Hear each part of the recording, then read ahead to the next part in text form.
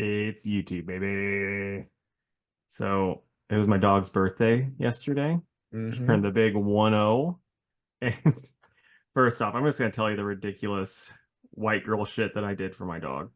I had bought a steak, a ribeye, and I grilled that up for her. That was her lunch. And then we went and had a bonfire at the farm. And then I was like cooking glizzies up. By the way, I was like, because she also got ice cream too, because they have that dog ice cream. So she got that also. Party hat on, never took it off. I had to take it off of her end of the night. And then I was like, making glizzies, and she was begging for an old glizzy because I'm the glizz master general. But I but I ended up getting a bellyache. I was just like, I don't want to be Quiz Master General anymore. Like I got home, I was just hunched over. It was terrible. But yeah, so then she got a old beef Nathan's beef hot dog. And she just ate the whole thing pretty quick.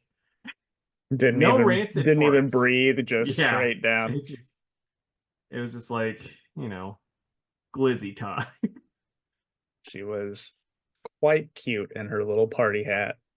Yeah, that was so funny because I was just like, yeah, because mom and dad's boxer had a birthday, and so I bought those really cheap because it was close to Hallie's birthday too. And so I was like, well, put them on there. And they hate the boxers. You know how boxers are anyway. They're like a ball of chaotic energy, and they hated it. They would like get it off, like just start chewing it.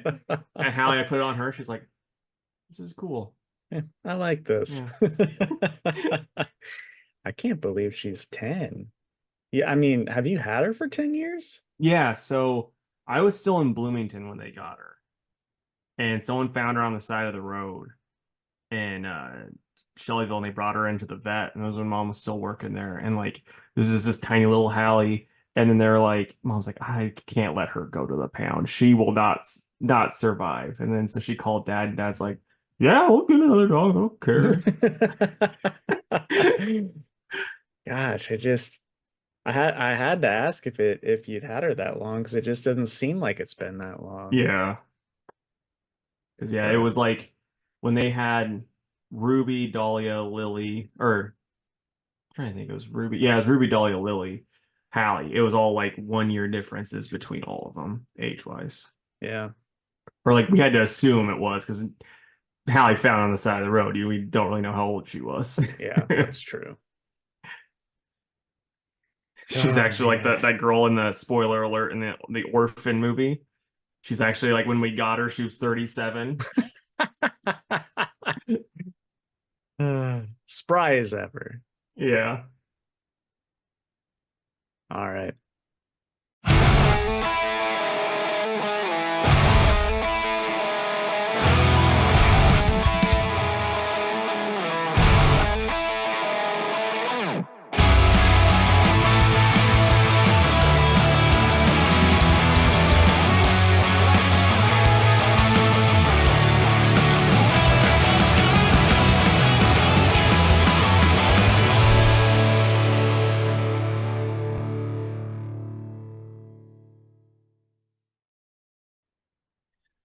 What's up, everybody? Welcome to another episode of the Two Worlds podcast. I'm Jake, and with me, as always, is the juggernaut to my X-Men canon. It's Casey. What's up, buddy? Not much, man. What's up with you? Oh, was a pretty big fan of this week's X-Men issue, if you couldn't tell. Yeah. What? Wait, dude. I didn't even see that on the like when I was sending my list, so I didn't even read it. Oh, well, I just spoiled something for you. They stick Juggernaut inside of an orbital cannon and shoot him into a space station. That's awesome. It was awesome. I need to get that on my list for next time comics come in because yeah, Yeah, I saw X Factor and I was like, well, that's the one I want, and I just bypassed X-Men on accident. yeah, yeah. I mean, we'll say it in a bit, but we're becoming X boys because I liked both those books. I mean, X Factor. I'll just talk about this really quick too. X Factor let down. I'm not gonna lie. Really? Yeah, I think I We'll built we'll it. get into it. We'll Yeah, get I think into I it. built it up too much for what we got. I mean, it read like X-Men One Star Squadron to me. It really You think? did. Yeah, maybe. So, all right, before we get into the news, let's talk comments here. We've got we've got three comments. First one's from Nick. He is responding to our Fantastic Four about the X-Men that we would like to see. And he says, okay, I'm going with Iceman, Chamber, Wolf's Bane, and he added a dot dot dot Omega Red question mark. I would love to see Omega Red in a movie. Yeah, Omega Red's pretty fucking cool. Man, think about the terrible MCU jokes that they'll make. Yeah, yeah, agreed. The uh the only one that I'm not familiar with because I didn't read New Warriors is Chamber. I'm not. He's one of those guys that as a 90s kid, I was like, this dude looks awesome. But I never read anything with him. But then I found out that his whole power is my face is like the bottom half of my face is on fire. It's like, what else can you do? Bottom half on fire. It's pretty cool, right? I wear a leather jacket. I'm like, fuck Well, it is. he from that fire, doesn't he like shoot out blasts of energy from it? Maybe. I've not like I said, I'm not seeing a lot with him. I'm just like, man, it's kind of a terrible power. Yeah. But yeah, I'm all about Wolfsbane. So prior to these new X-Men issues coming out, my X-Men knowledge is split between Rick Remender's Uncanny X-Force and New Mutants because I read anything with magic in it. And usually Wolfsbane is associated with the New Mutants. So I know we talked about this the other week, I think, about me not seeing the New Mutants movie, Yeah. but I think Wolfsbane was supposed to be or was in that. So Yeah, it's shit. yeah, It's she's played by the girl that was in Game of Game of Thrones. Thrones. Yeah, Maisie Williams. Yeah, Maisie Williams? Is that right? Am I I think crazy? so. Yeah, that's 'Cause her. But anyway. All right, and then the other two comments are from Eric. The first one, he says, "Love the new opening." Thank you. We do too. And then he also responds to the X-Men question. He says, "For X-Men, let's give the ones who haven't been done justice. Angel, Cyclops, Kitty Pryde, and Storm." Okay. Guess yeah. I would argue some of them have been done justice. I mean, Storm was given the single best line of dialogue in all the movies. I'm kidding. And I She looked mean, great though. oh hell yeah. That was But Casey's sexual awakening. no, no, no. It was in Flintstones. It's same Oh yes, yes, actress, you're right. You're right. but it was much earlier. But oh, Kitty Pryde, I didn't think for as bad as X3 is, she was one of the highlights. hmm And then they're like, let's give her magic powers that can make Wolverine travel back in time. And the next one, I'm like, how does you gonna explain that? They're like, no. Like, Nope. fair enough. And that wasn't that bad for one of those X-Men movies Yeah, either. right. The thing that sucks is like Cyclops. I like I always is it Marsden or because there's like a Marston, yeah. James Marsters or something too, and that's like a different guy. But James Marsden, I like him. Ben Foster is Angel. I like Ben Foster. He used to be a Just big Ben Foster boy. yeah, he doesn't do much anymore. Yeah. But yeah. Anyway, thank you both for commenting on that. We sure do appreciate it. And Yeah, now, it's really quick. It's really hard to do like a good like the with that at least with the writing that they had, it's hard to do a good Cyclops because it's like we need Wolverine to be the main guy, so we have to have a stick in the mud. Like yeah, that's one thing like the Avengers did pretty well with like Tony and Captain America. We're like, yeah, they're kind of kind of a dick, but it's not like it's not near as bad, you know? Yeah. I get that. It's just, man, he was so just not likable. And Yeah. but really Wolverine wasn't that likable in those early ones either. It was just like they're both crying over Jean. So, Yeah. Which it's like I'm not saying she's unattractive, but at the same time, like every time like when those two guys, like let's just be honest, those hunks are like, oh mhm. man, we need to get like this Jean Grey with her red dye job. We need her. And they're like both fighting over and then crying over, and I'm like, her? Yeah. Yeah, Scott should have gone with old Emma at that point. Yeah, I mean, heck, Storm is right there. Yeah, that too. All right. I'll start with news. It's not really news, but I wanted to talk about it. I saw Alien Romulus today. That was a damn good movie. I'm surprised you saw it since you're not a scary movie boy. Yeah, but like I've seen Alien. Is Alien 2 just aliens? I think so, yeah. And then Prometheus. Um, and I heard that this one was a little more on the scary side, but I had a buddy that wanted to go, and I was Oh, like, that's a good enough reason for me. I was on the yeah. fence, but let's do it.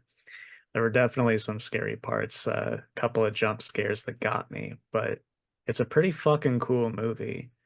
I want to see it. I was thinking about it this Hmm. weekend, but the dog's birthday, so I didn't get to. I get it, man. I get it. Your priorities are straight, but try to, if you can, try to see it in theaters. It's worth seeing That's, on the big screen. I'm not gonna lie, dude. I was even looking up showtimes in Savoy because that's where they have the IMAX. Hmm. I was even looking up times there. I'm like, that could be pretty dope in IMAX. Yeah, it's gorgeously shot. Yeah, Like like you could tell that whoever made it just really loved aliens. yeah.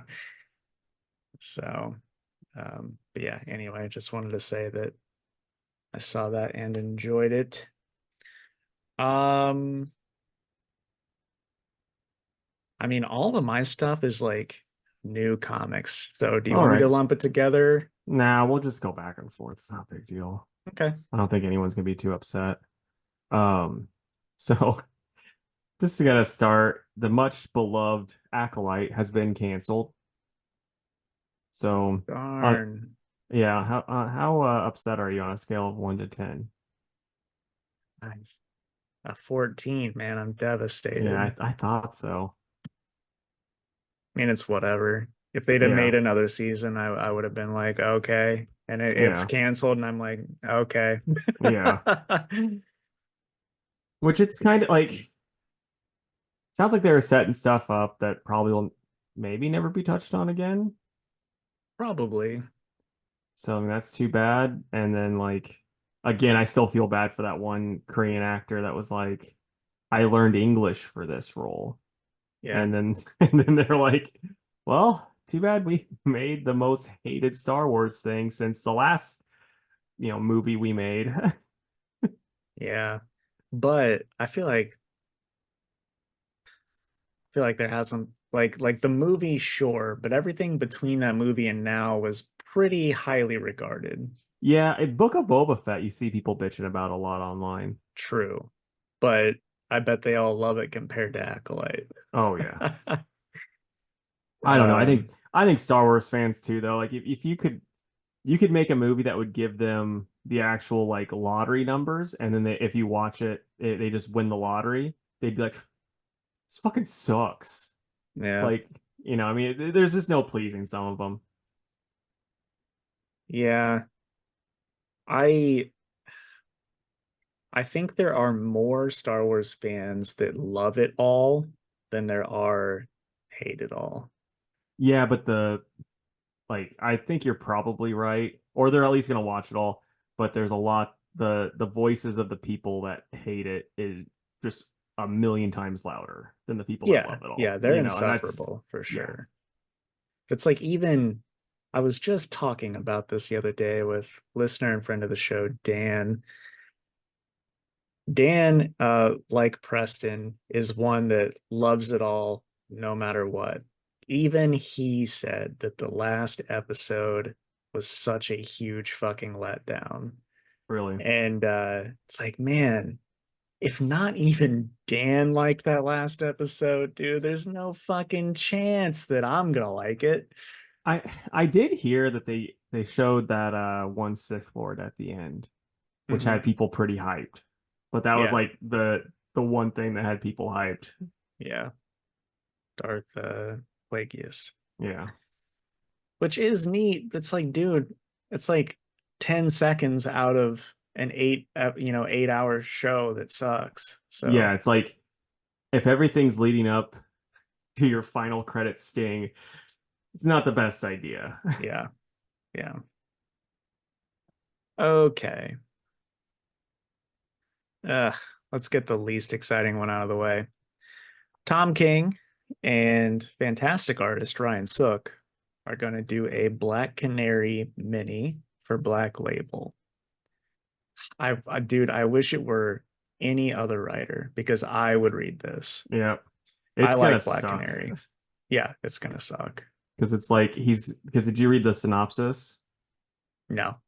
Okay, because like I saw it posted on Twixter, and so I read what it's about. It's like she's training to be the best martial artist in all of DC, and she's gonna take down Shiva, I would actually respect Tom King more if he had Shiva just whoop her ass. right? It's oh man, because So I that have he'll probably have her beat up Wildcat then. so what they said is gonna like the way it sounds just from what people were saying because Wildcat's gonna be because she's gonna get training like extra training from other people, so it sounds like she's gonna probably get her ass kicked the first time and then do like Rocky style montage going around training with Wildcat again. With I think they said Batman's gonna train her for a bit too, and probably Richard Dragon and some other folks. And then she'll come Karate back. Kid? I don't know if she can go in the future for that one. Well, she wants to be the best. Yeah, unless I mean maybe she gets Mr. Miyagi. That could Like be. Different Tom, Karate Kid, buddy. I know Tom King's like, yeah, I love Cobra Kai. Of course I'm gonna use Karate Kid. But Yeah, yeah, so I have a feeling that's what's going to happen. We're probably going to get like the first issue gets her ass kicked, comes back, beats her, yeah, and while dealing with whatever trauma that Tom King wants to write about that he's dealing with. sure. Not being the strongest gal. Let us know if you guys are excited about it though, because why not? Maybe you are. Maybe we're just two curmudgeony assholes about it. Yeah, that's probably true too, though. Yeah. So we are gonna get a Kong Monsterverse game. The first Monsterverse game, they're like from an indie developer. So, I don't know. It's like they're really pushing that part. So it's like, man, I hope that's not code for it's gonna be like the last King Kong game that came out.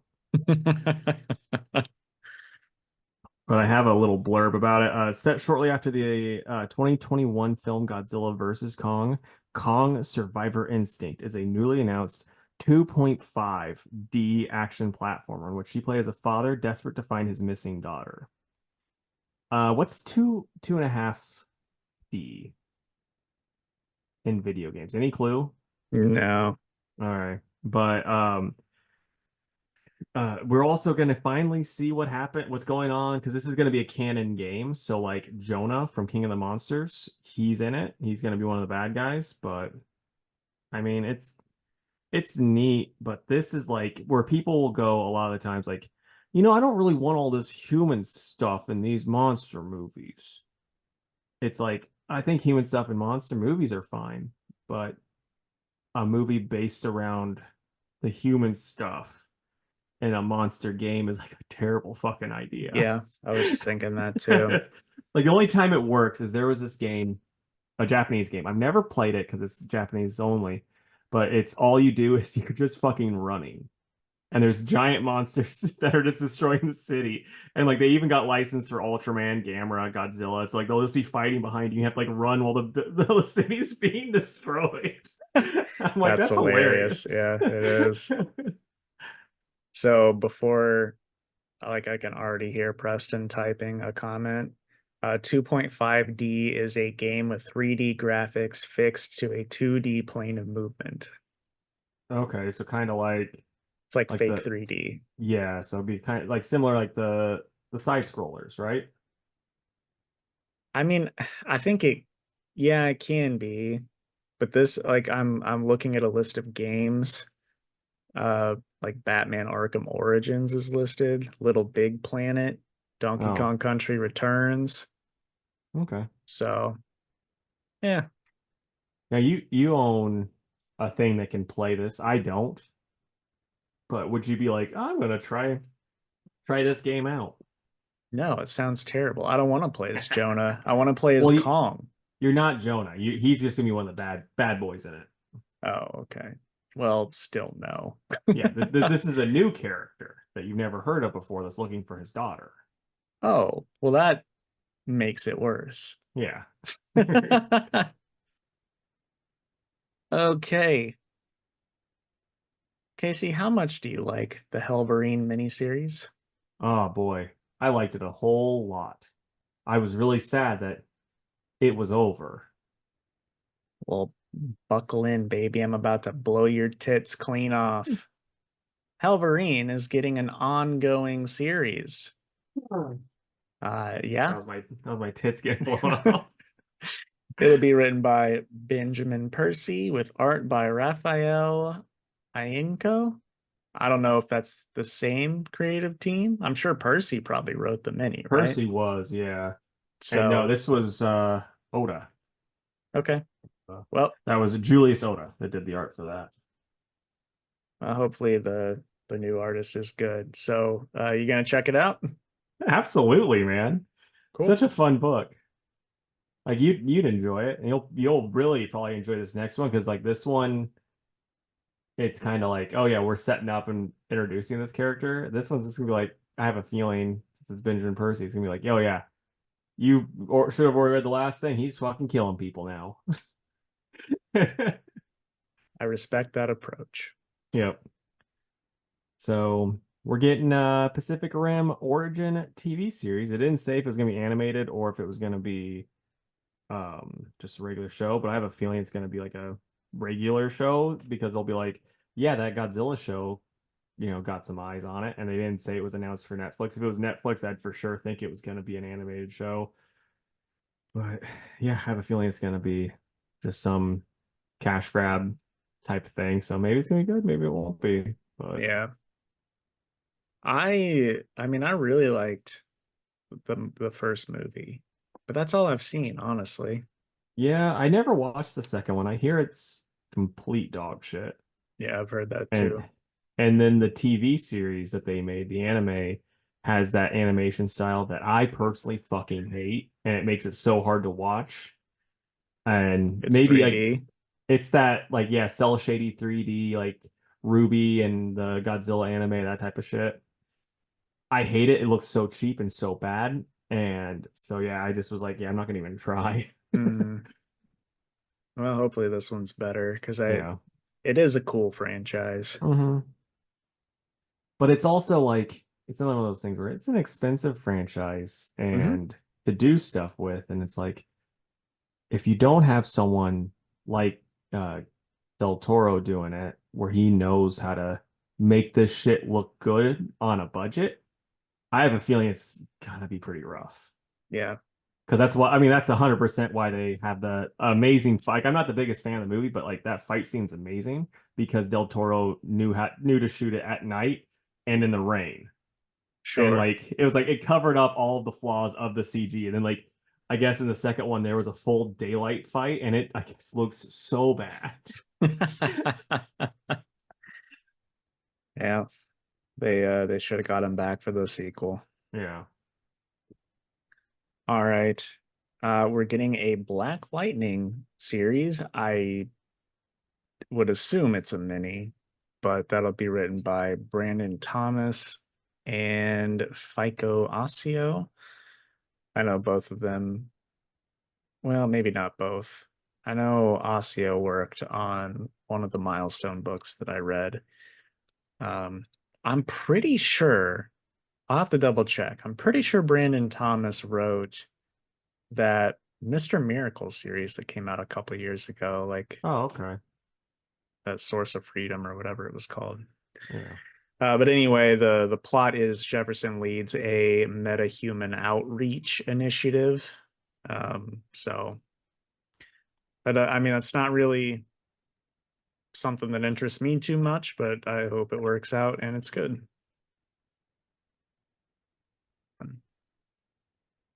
Yeah, that's a concept. I don't know how good you can do more than like 5 issues with it though. Like I don't Yeah, know. It just doesn't seem like there's much meat there, but maybe he's got something really cool planned out. But yeah. so if it's like I like Black Lightning enough that if it's a small enough week, I could check it out. But I don't really get small weeks much anymore, so I don't think it's gonna be a thing. Same here. So, yeah, I'll do this one first. Camila Mendez will play Tila in Amazon's Master of the Universe show or movie. I mean, I don't Hmm. know anything really about Master of the Universe, and I don't really know anything about this actress. But you know, you excited since you are the masterhead? Yeah. I was Googling this gal because I've never heard of her. Um, Tila's cool though. She's the redhead that's like captain of the guard that protects Prince Adam. Oh, okay. I thought, see, like, I assumed she was a bad girl, just looking at her. Nah, she's a good girl. Okay. Oh, good girl. A good girl. Who's a good girl? Yeah, I definitely do not know this gal. I didn't watch Riverdale. Yeah, I have a feeling, except like maybe Skeletor, but I have a feeling there's going to be a lot of people in this show that Amazon's going to be like, oh, we're going to get a bunch of people you don't know. Right. Which is fine. Yeah. Yeah, honestly, I prefer that. Yeah. No, oh, I bet I'll say this. I'm going to say Skeletor and then Man at Arms. Only known actors in the bunch for most people. Dude, Man at Arms is gonna be like, Tom Selleck. or Graham McTavish. That's my Who, guess. who's Grant McCavish? Because it's probably more accurate than Tom Selleck. I'll Tom Selleck's too busy getting people to do reverse mortgages on their house.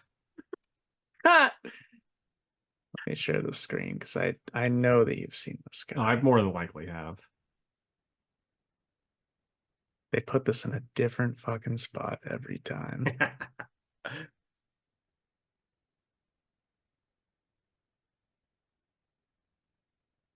I don't know him from anything. I watched a little bit of Preacher, but He was also in the Hobbit movies as well.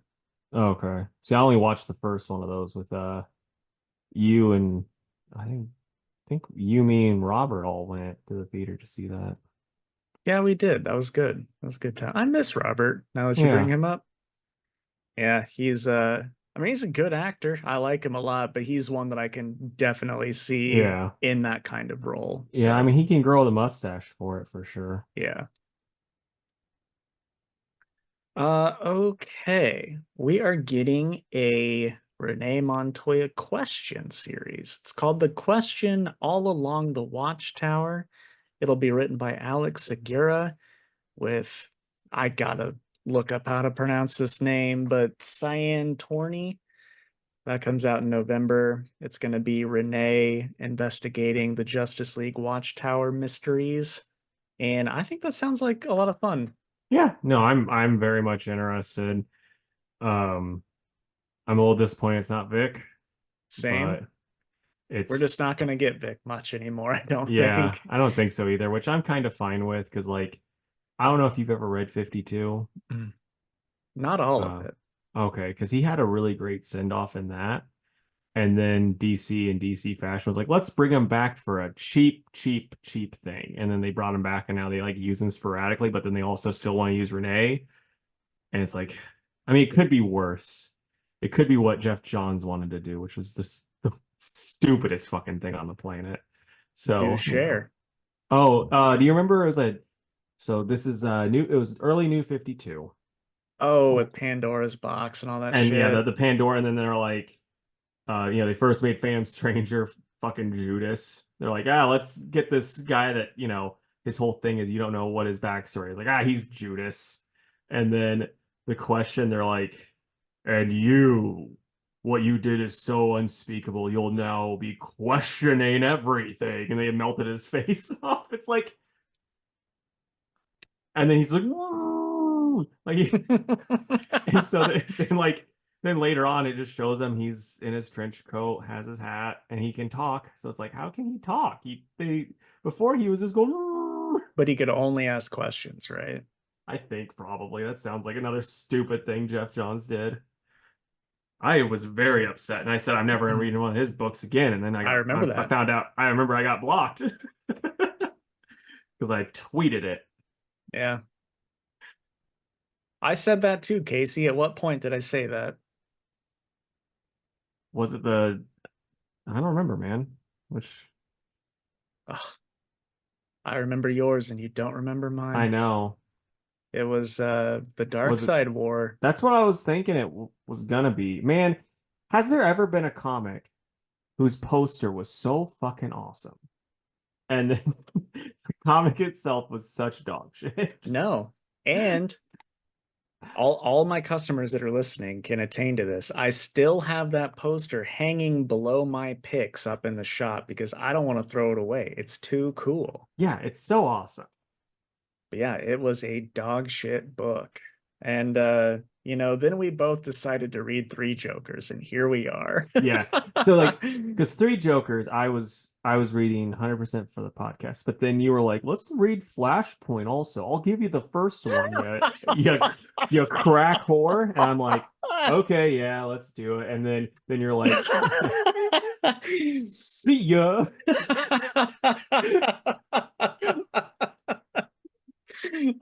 I'm sorry, I did do that. Yeah. Well, I mean, at least with that one, it was like it wasn't just a Jeffrey Johns book. It was also Jeremy Adams and Timmy Shares. So I was Yeah. like, well, this softens it a little bit. Got his ass. Yeah. Oh shit. So Marvel has reportedly canceled any follow-up to the Eternals. Apparently, there's just going to be a giant celestial hanging out dead in the Marvel atmosphere, and they're just like, we just don't talk about it. Yeah. Here's what I'm curious about.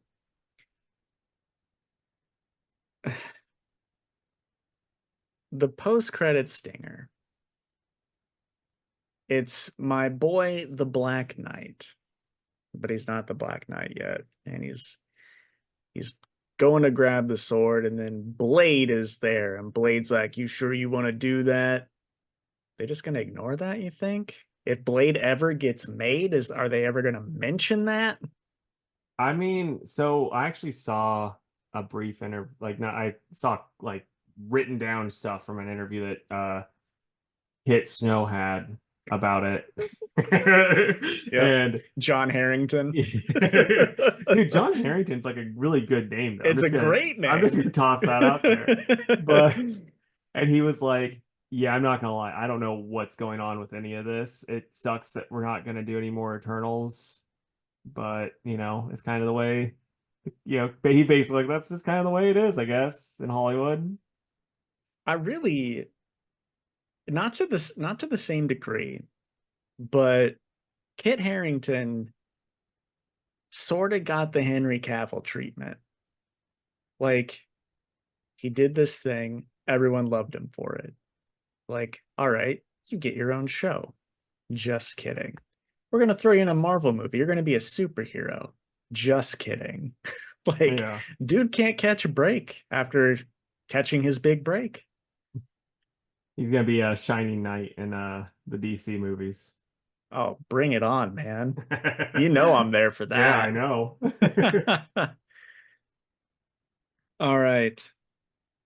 last bit of news, one that I'm real excited for. I was curious how you feel about it, Casey, but Cassandra Cain is getting a solo Batgirl title for the first time since the year 2000. That's coming out in November from writer Tate Bromball and Takeshi Miyazawa on the art. I believe we have both seen Miyazawa's art in maybe Silk. Yeah, maybe. The name sounds familiar, but It and does. and you're a fan of Tate's, right? I don't know. Because that name sounds really familiar. I thought that was someone that you were a fan of. Takeshi was for sure Silk. Okay. Tate wrote writes House of Slaughter, which we didn't read, but something he wrote that we did read was Behold Behemoth. Okay.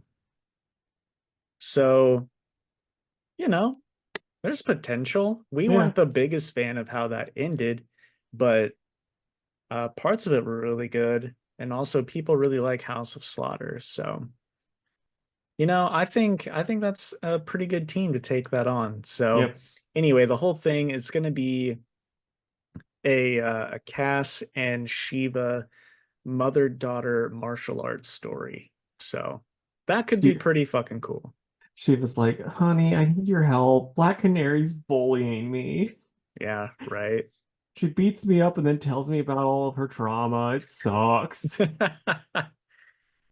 I want to say like I'm pretty sure I read something after I had typed this up, but I think assassins come after Cass or something like that. And Shiva steps in as like a angry mom who's like, don't pick on my daughter. And then they team Nice. up to fight off assassins. So Nice. I Be think it'll be cool. pretty cool. Yeah. Makes me sad that Stephanie's not there, but Yeah.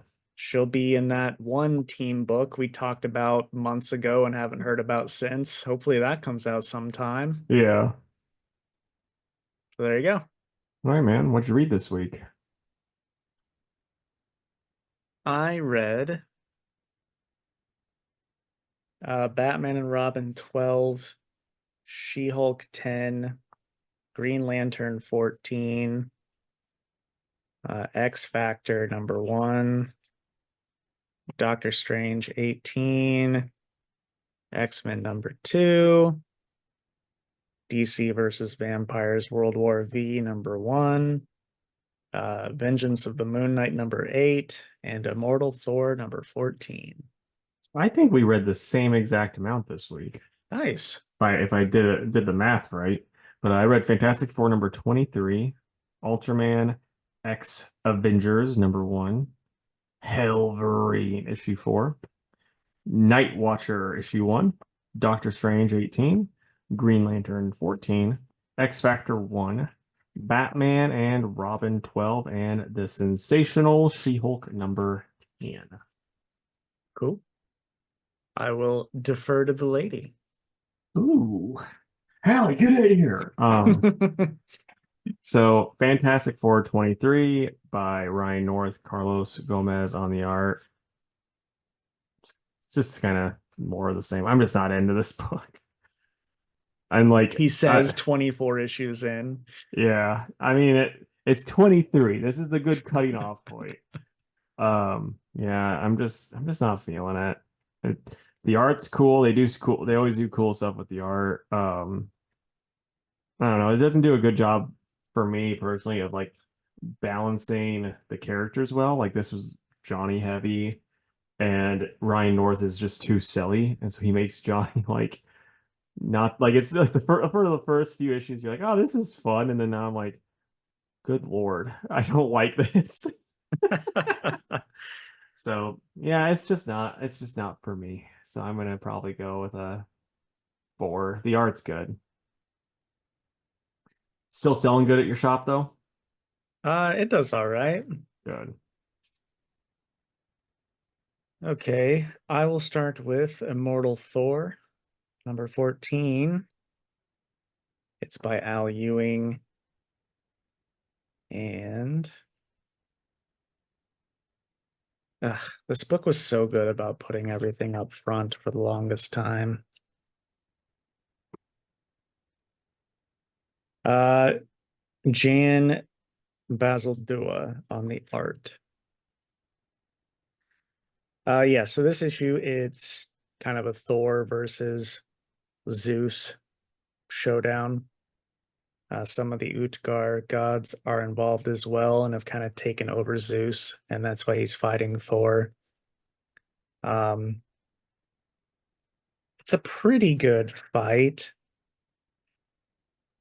And then at the end, spoiler alert, if you haven't read Thor yet, Thor kind of zaps all of the lightning power out of Zeus.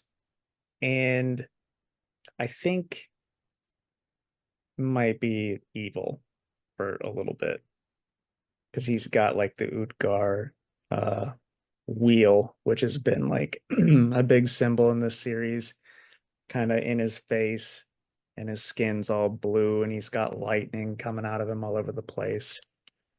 He looks pretty cool, but I just don't think it's good if he kind of absorbs an evil Zeus. So Yeah. we'll see what happens there. Hercules was in it again, obviously. Um,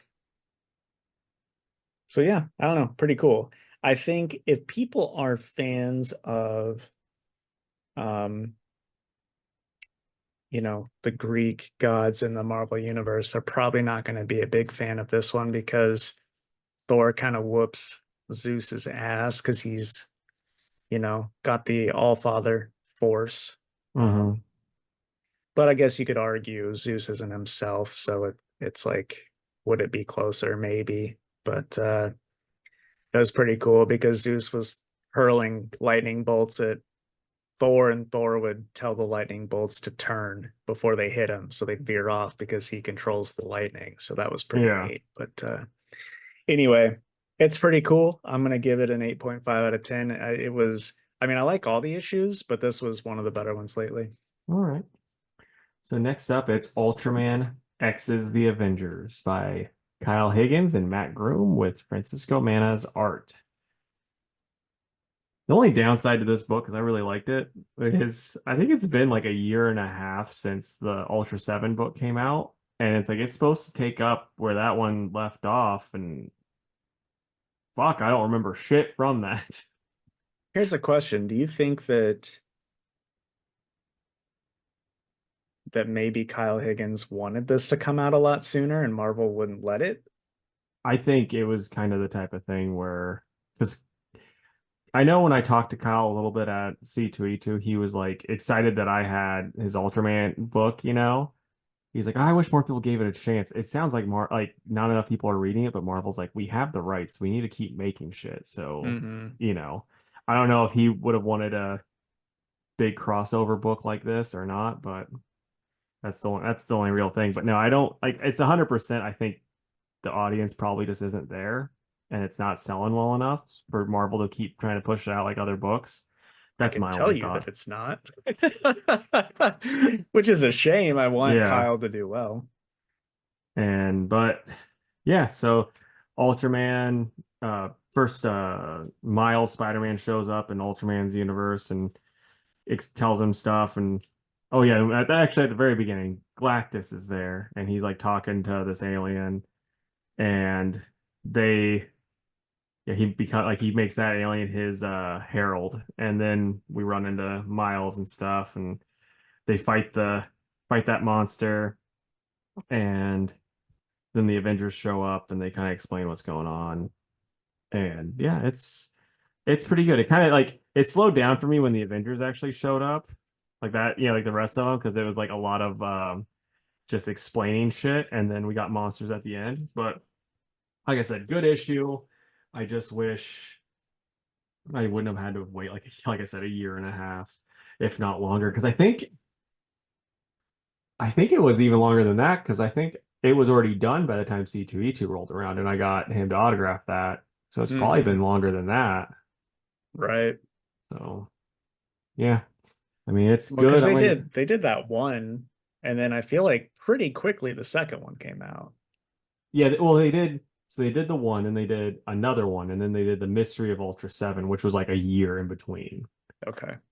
And then they now done this one, which I'm fine with like a year wait. Like if it like ends, like if the book, let's say, ends in like March, and then like next August it comes out, I'm fine with that. You got the people catch up, and it's also like kind of like a movie type thing where like it's the wait, but like damn near 2 years is a bit too much. Yeah, for sure. But yeah, I'm at probably an 8.5. Okay. I'm glad you liked it.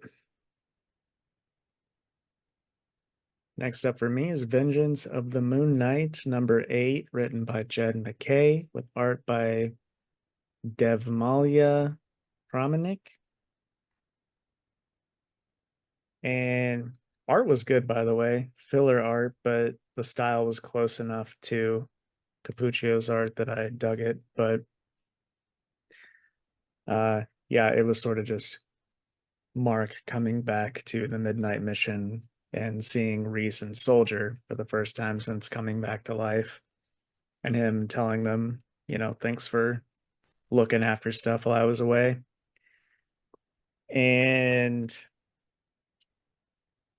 there was one pretty funny part with like he has a heartfelt hug with Reese and Soldier, and then he sees 8 Ball, like 8 Ball runs in, and like his eyes narrow, and he's like, 8 Ball, and 8 Ball's like, wait, I'm a good guy, I've been helping, I promise. And Mark grabs him and he goes, good job.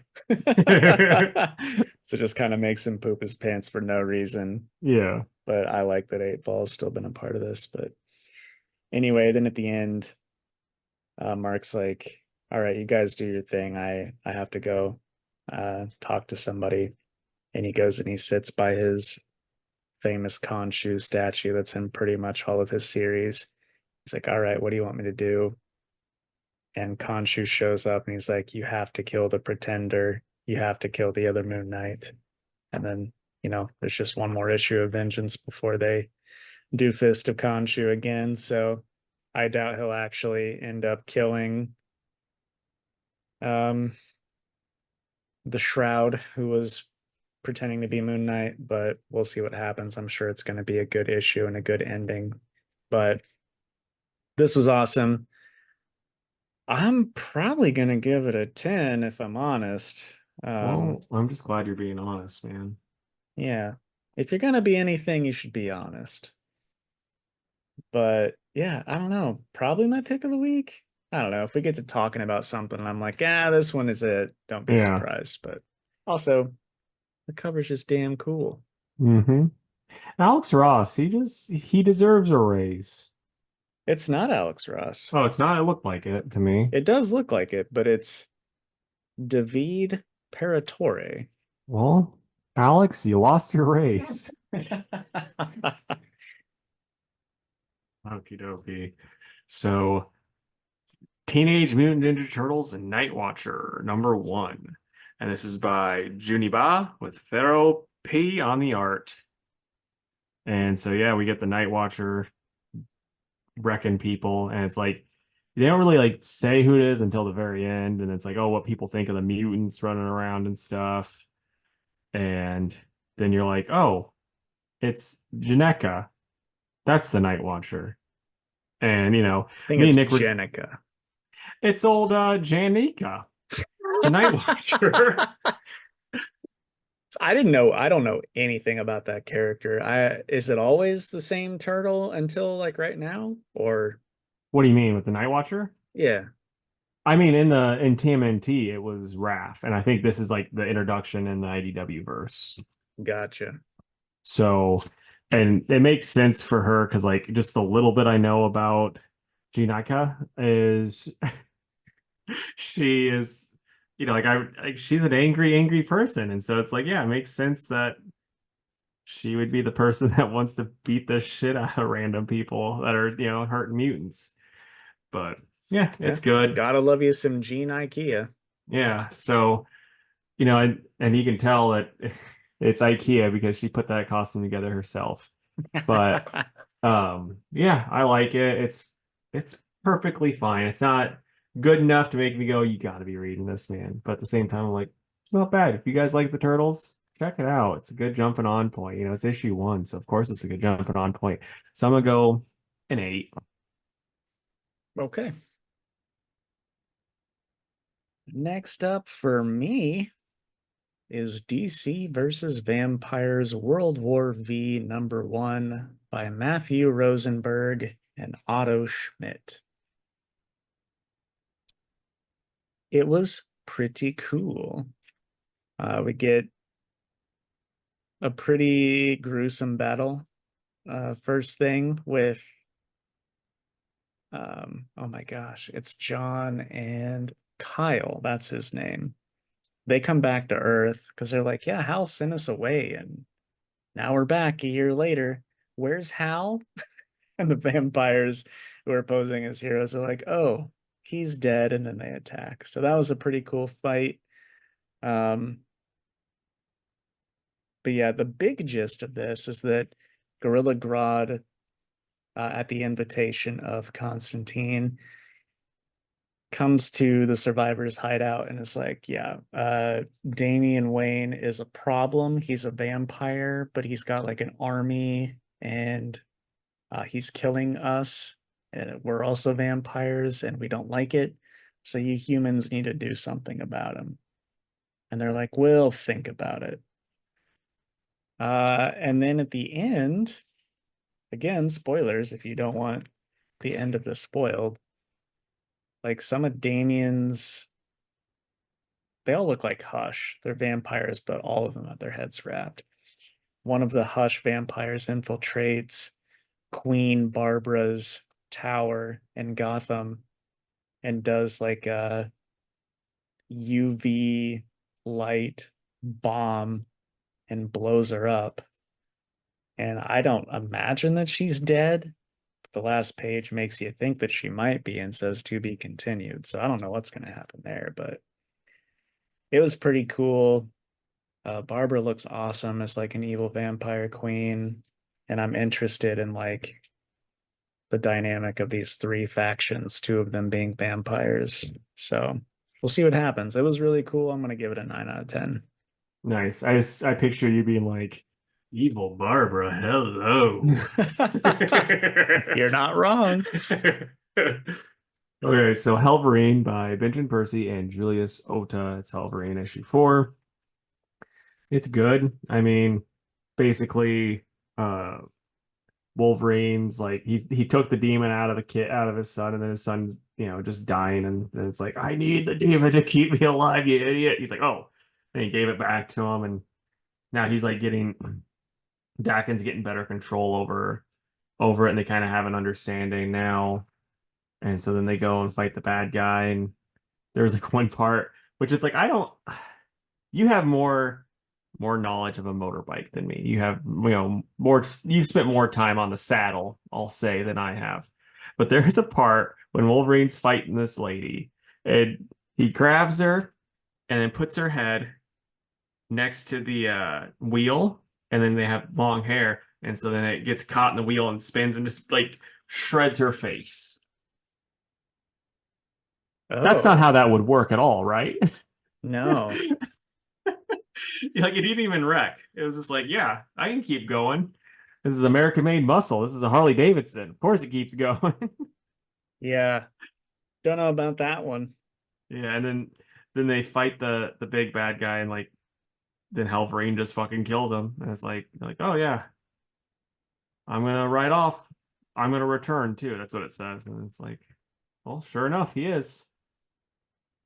So yeah, I liked it. It was fun. I'm gonna go. This is another 8 for me. All right. So what order you want to do our Mewtwo's in? Because that's all I got left. I've got X-Men still. Ah, shit, I'm wrong. X-Men #2 by Jed MacKay and Ryan Stegman. I will be brief because I don't want to spoil it for Casey, except for the one part that I spoiled for Casey. Um, yeah, it's like one big thing happens around uh, one guy, and so the team is just trying to stop him because it's like a reality warping kind of mutant. And Legion. no, it's like one that like you've never heard of it. It's like a new person that they're trying to like Oh, help okay. out so that they don't destroy themselves. So What uh if it was Proteus, that little douchebag? and then like I said, there's like some alien stuff happening that you find out at the end of the first issue. So they shoot Juggernaut out of a cannon into the mothership, which is just so fucking cool. So uh yeah, there's also this book makes me like Cyclops a little bit more. And I like how Jed writes him, but let's be real. I like how Jed writes pretty much anybody. Jed's just a Yeah. good fucking writer. Hmm. So yeah. I'm gonna give it an 8. I thought it was pretty good. I think Casey will like it, but let me know what you think when you do. Well, good buddy. So now what order do you want to do these in? Um, let's do X Factor, Lantern, Hulk, Batman, Strange. Alrighty. Got to get them in the right order. Um, oh, wait. So X Factor #1 by Mark Russell and Bob Quinn on the art. So really quick, one little farmer note here. It starts off, you see a this I'm not gonna dock them points for this, but you see a combine harvesting wheat with a corn head on. What are you doing?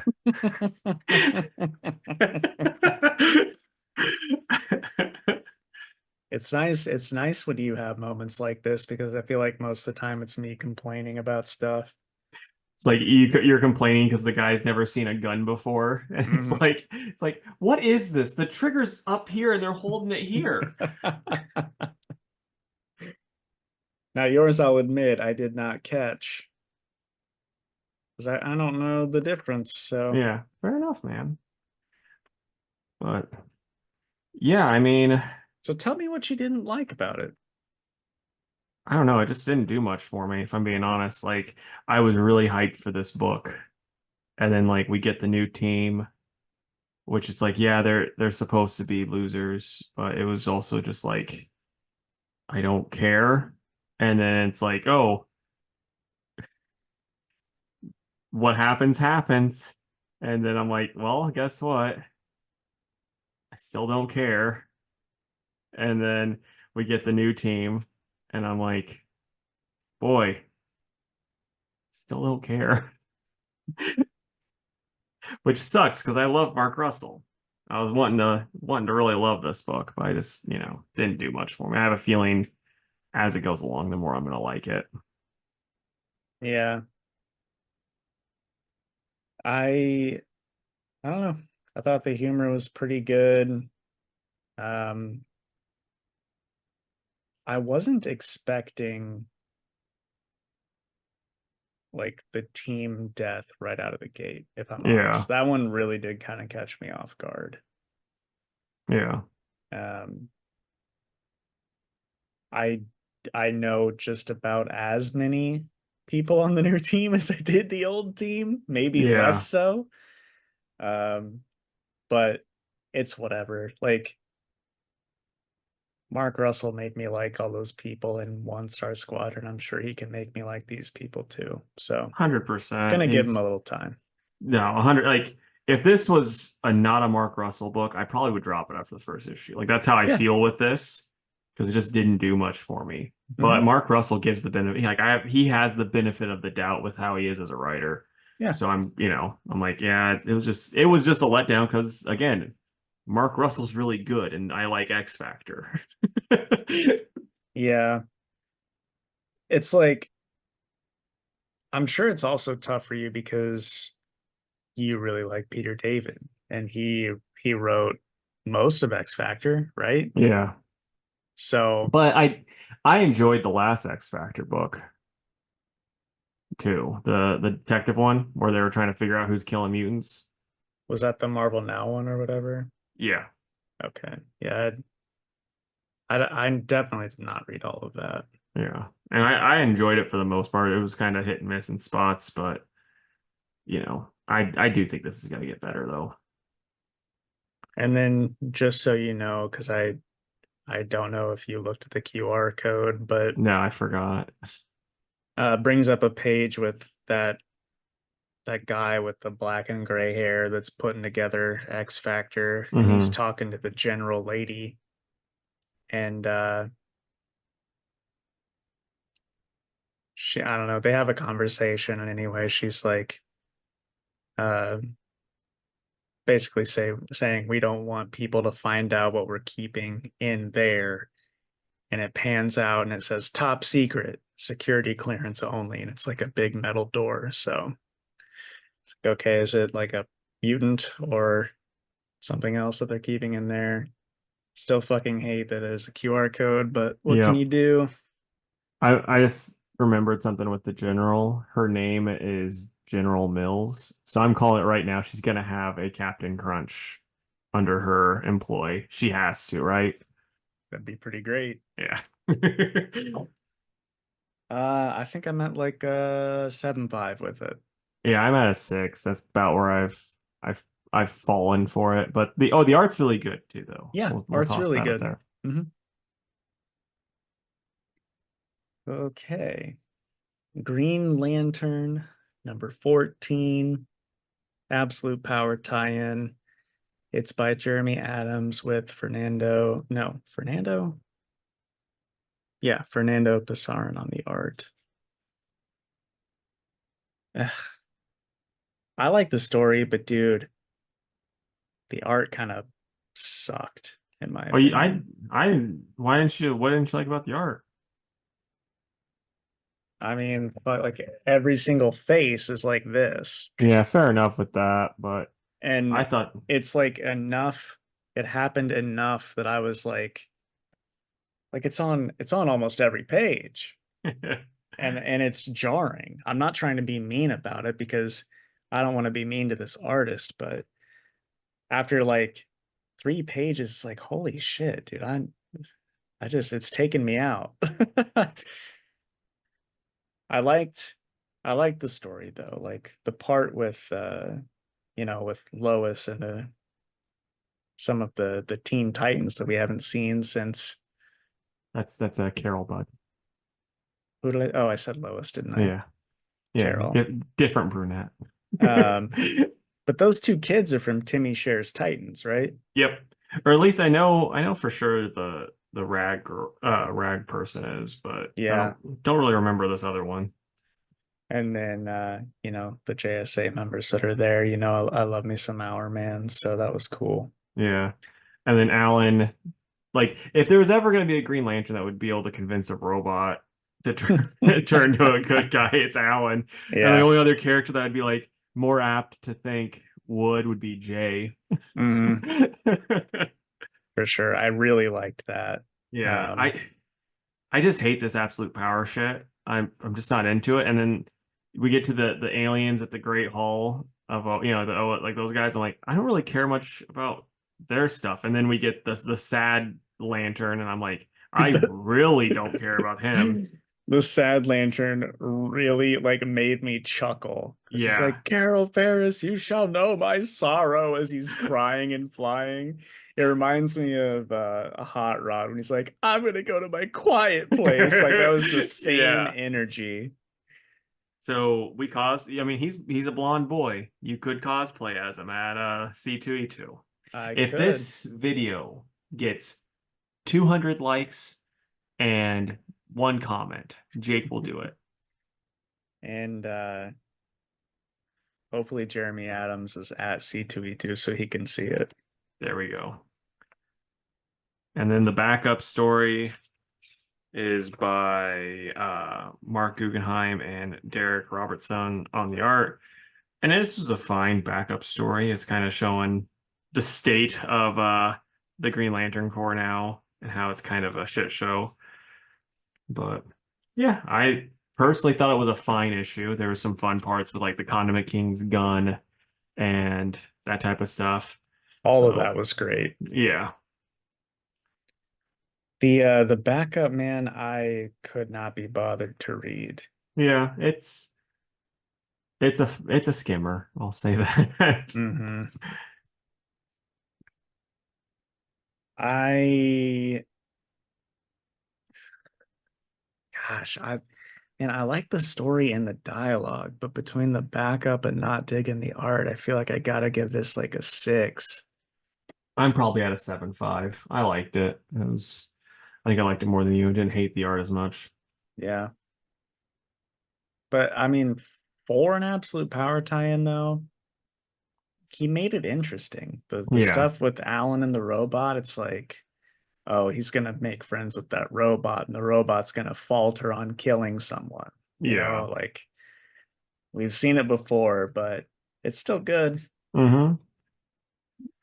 All right, so Sensational She-Hulk number 10 by Rainbow Rowell and Andres Genonet on the art. And yeah, it's good. There's a lot of like kind of pointless drama. There's a Stiltman sighting and it's fun. It's good. Rainbow does a good job. It's just like I said, a little bit of pointless drama, but it was also like had me fucking cracking up in one part. What'd you think? It was fine. It felt rushed because it's the last issue. Yep. I'm glad that finally for once Jack wasn't a fucking wet blanket about going and doing something with her. So that was Yep. nice. Um, the part with what's his name? Carsus in the courtroom. That Is was this my what you were gonna favorite part. say? That was my Okay. favorite part. So funny. Okay, he's the guy that got rid of the pigeons that were bugging Yeah. me, and everybody was chiming in like that was really good. It's like So because he's just such a curmudgeon that he like all these shitheads and he doesn't care. So it's like, oh, it works. yeah, Because like She-Hulk was very worried at first. she was. But yeah, like the stuff with the Avengers, man, I just don't care. I Yeah. just don't care. I don't want to read that shit or I'd read Avengers. Yeah. And it's like they're like, yeah, you need to be here. What's like, but my job, and you said you would do this. This is more important to us. It's like, is it though? Because I mean, do you really need She-Hulk when you have Thor, Iron Man, Captain Vision, America, Vision, Scarlet Witch, and Captain Marvel? Is she really necessary for like a treaty in space? right? I mean, actually, she's the only one that's suitable to be there because she's like, I'm the lawyer. I got Yeah, to check over this treaty. But I don't think she was doing that. for sure. And it's like, you know, Rainbow spent 2 to 4 issues showing Carol trying to be a friend to her, Hmm. and then is just a dog shit friend in this final issue, and Yep. that kind of bugs me. Yeah. So But gotta say this, it kind of seems like it's in character for Carol. yeah, I mean she's not really that likable, at least not for me. But Yeah. yeah, I don't know. At least at the end, She-Hulk was like, fuck it, I'm just gonna do what I want to do. Yeah, you're like, I want like 15 more issues of fancy dress cake Wednesday. But dude, those are always the best It issues. was the book club that they had. That was Yeah, a great time. yep. I like the slice of life stuff. That's why I like this book so Yep. much. But now we're not gonna get it anymore. Yep. Until they decide to reboot it again. Yeah. Um, yeah, I'll give this one a 7. It was okay, but this sensational run was not near as good as the first run. Yeah, it kind of drug in spots. I'm probably at an 8 for it, and probably at an 8 for the series as a whole. Like the other one was just so much better. Yeah. I'll probably give this series as a whole an 8 as well. Like I would easily recommend it if someone was looking for a She-Hulk book, but I Yeah, would say read this one first. yeah. All right, man. Batman and Robin by Joshua Williamson and Juan Ferreira on the art. And you were talking about you weren't a big fan of the art in Green Lantern. Not a big fan in this one of the art here, personally. But Interesting. I liked it a lot last time, but this time it's like Damien, I mean, kind of got Joker mouth here. And then Yeah. that first part because it keeps jump like the story keeps jumping back to him to thinking about Alfred and like he just looks too old Mm-hmm. and and stuff and yeah, I just wasn't feeling it. And then my other big problem with it, which is like most times that Bane has been used I here know exactly what you're about in to the say. last like 15 years, he just gets his ass beat, and By that's a what happened child. here. Yeah. So that was pretty lame. And then Vengeance I felt was wasted too. So I was just kind of let down with this book as a whole. What about you? Did you love it or you're like, no, I agree. I mean, I get your points. I wouldn't say I loved it, but I did like it. All right. Um, because I like how Bane was written Mm-hmm. a lot. But yeah, like Damien coming out of the trees to kick his leg and like put a sword to the back of his neck. I'm like, there is just no fucking way. There's no way that happens. Yeah. Bane is not gonna let Robin beat him. Right. Um, but yeah, I think the end is fun because this book is kind of goofy. Yeah, but like Bane's face here is hilarious to me. I just noticed that.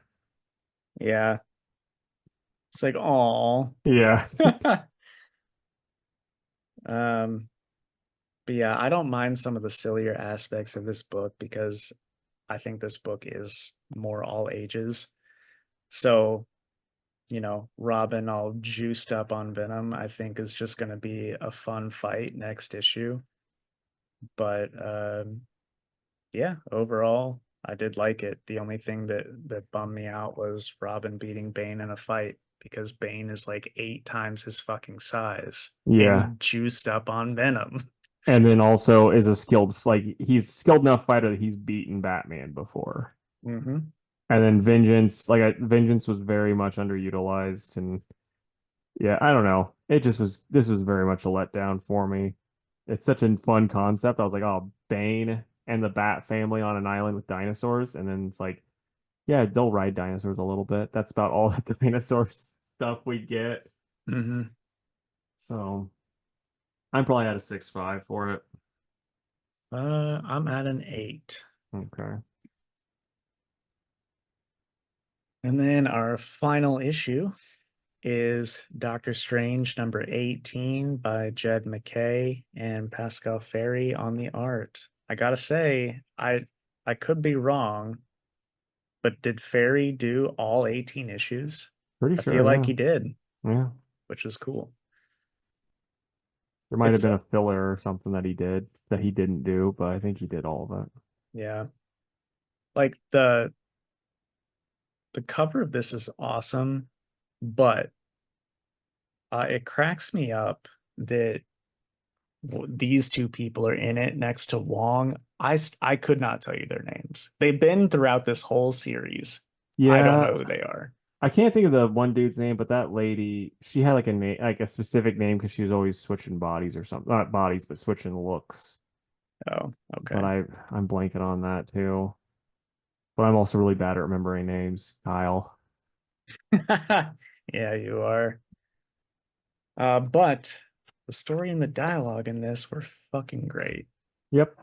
There's only one thing that I disliked about this book, and I bet you can, just you knowing me, you probably are like, yeah, no, I get that, and I also am upset about it too. Bats, who was an integral part of this series, was in it for like one panel. Yep. It's like this is the final. We want like a whole backup page or backup story of old bats. Yeah. I want the Jed McKay Bats solo series. Ooh, boy, howdy. You're speaking my language. I God, I just really, really liked when Steven went to go punch the dome and yell at Doom, and then, you know, Clea talking to him about his feelings about that afterwards, where she's like, "You're not a bad guy. You thought about doing that stuff, but then you didn't do it." Yeah. And I liked it when he was talking to General Strange, and like it's just like, oh yeah, General Strange just did all this. He's so much better off, and he's got the D&D demon with him and stuff. I mean, this is Hmm. pretty like it was a nice ending to this series. It was. It was a very nice ending. It did not feel rushed.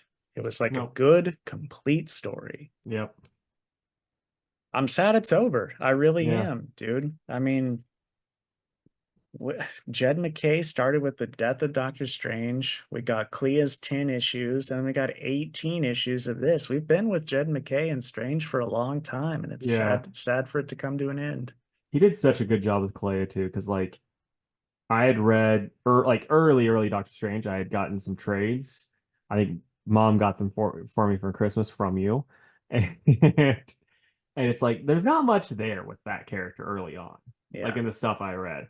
And then like in this, so like I don't know much that she did between that and this, but it's like, boy, there's a lot of character there now, and I love her. I love her too, man.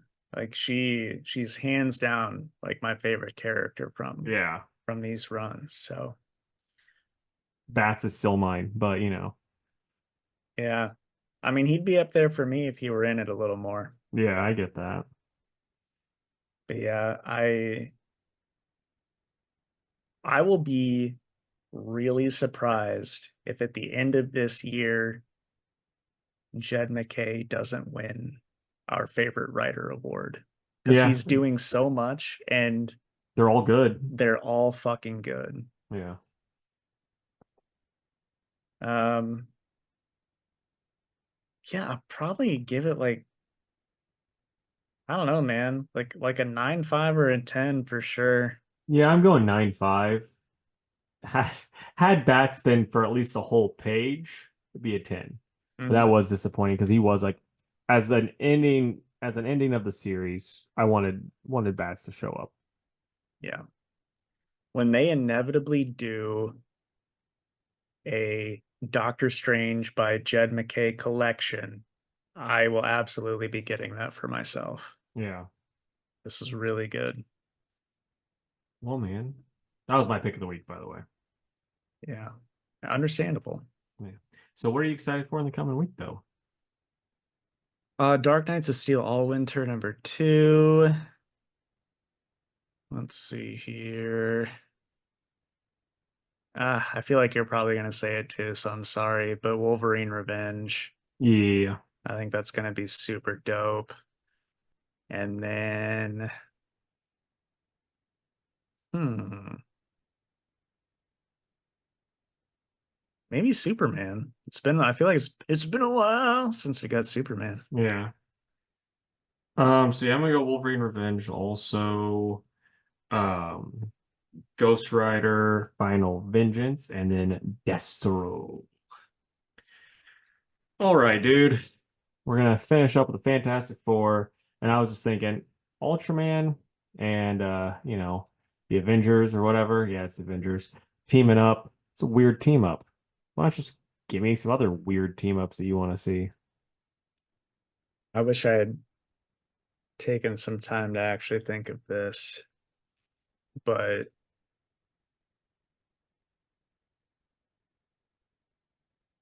well, for one, I'll say this. It's one that's about to come out. It's that Ninja Turtles Naruto book. Oh Like, yeah. that's one that I just never thought would happen. I'm really excited for that. Um,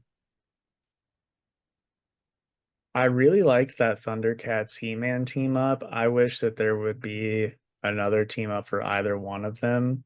Hmm. Um, but I don't want it to be like Batman. Um, I think a Voltron Robotech team up would be pretty cool. Um, I think you'd be more apt to get Voltron and Power Rangers. I think that one's more likely to happen. yeah, probably so. And I would read that for sure. Um, so yeah, I don't know. I mean, that's like four right there. So Yeah. go ahead, man. So I was thinking like be fun if we had like, strong guy because I always got to include him in these. And Toad. You get big old strong guy, little Toad. That'd be fun. Um, and then let's go with trying to think of another like odd couple one. Um, oh, Ghost Rider because he's a skeleton and the Blob. That's the only reasoning. Is just like look at this fat piece of shit, and he's like, oh, look at this skinny old bitch. I think it'd be funny if Ghost Rider got a sidecar that Blob had to fit into. That'd be the best. I'm all about this. And then I'll do a couple DC ones, or I'll try to think one. Orion teaming up with Bibbo, like he's gonna help him in the bar. Ooh, I'm on board for that. Written by Mark Russell, of course. And Mhm. then we'll go with trying to think of someone. Oh, Alfred and just the Teen Titans. He's just there at home, person is cleaning up the giant T. And they're like, he just hates it so much, but he lost a bet with Bruce. It's a I do. four-part series, and then he like, he's like, oh no, I love my kids. Right. But Batman's like, you gotta come back. The I keep mansion is a burning the fuck. sandwiches. Yeah, the mansion fucking sucks without you. I do have a question though. Okay. If, let's say Jed McKay, he's like, despite all my success at Marvel, I'm jumping to DC. Who would you want him to write? Superman's the first that comes to mind.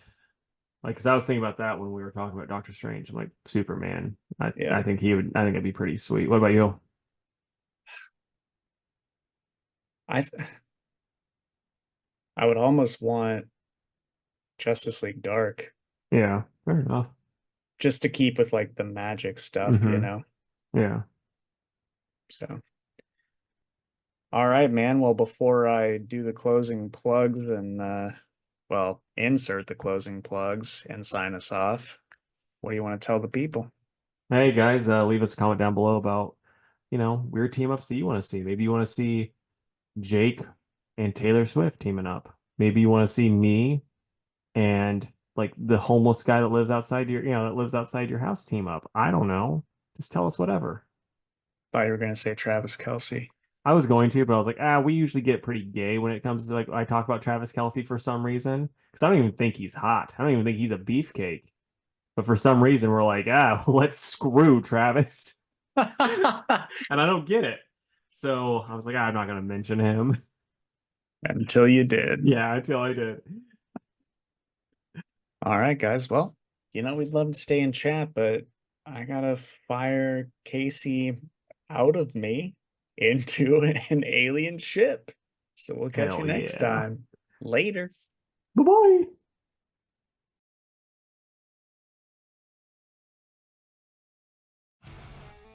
Thank you for listening to the Two Worlds Podcast.